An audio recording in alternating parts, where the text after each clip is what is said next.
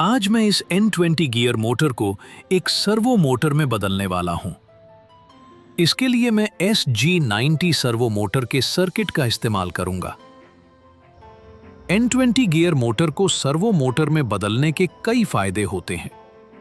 सबसे पहला फायदा है कि N20 गियर मोटर में SG90 की तुलना में ज्यादा टॉर्क मिलता है।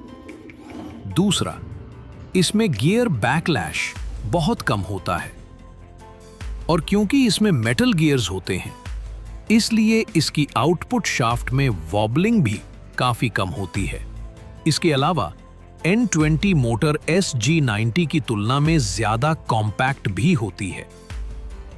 तो चलिए शुरू करते हैं। सबसे पहले हमें SG90 सर्वो मोटर को पूरी तरह डिसएंबल करना होगा। जैसा कि आप देख सकते हैं, मैंने SG90 के सभी पार्ट्स अलग कर लिए हैं। अब हमें सिर्फ सर्किट बोर्ड और पोजीशन सेंसर की ही जरूरत पड़ेगी। सबसे पहले हम इस सर्किट से मोटर को अलग कर लेंगे, फिर हम सेंसर को भी सर्किट से अलग कर लेंगे।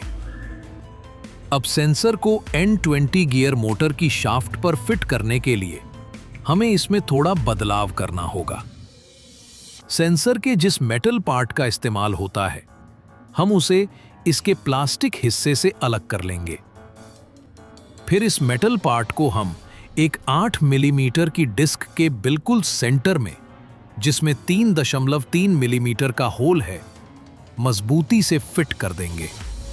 मेटल डिस्क को सही से लगाने के बाद हम इस डिस्क को N20 मोटर की शाफ्ट पर फिट कर देंगे। इसके बाद सेंसर की बॉडी को उस पर रखकर प्रेस करेंगे और ग्लू से फिक्स कर देंगे। इस तरह हमारा सेंसर शाफ्ट पर सही से इंस्टॉल हो जाएगा।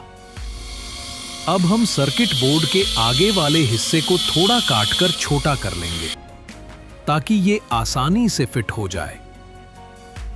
मोटर को सोल्डर करने के लिए बोर्ड पर हल्की घिसाई कर लेंगे। सभी चीजों को अपनी सही जगह पर लगाने के बाद हम उन्हें कनेक्ट कर देंगे और इस तरह हमारी N20 सर्वो मोटर तैयार हो जाएगी।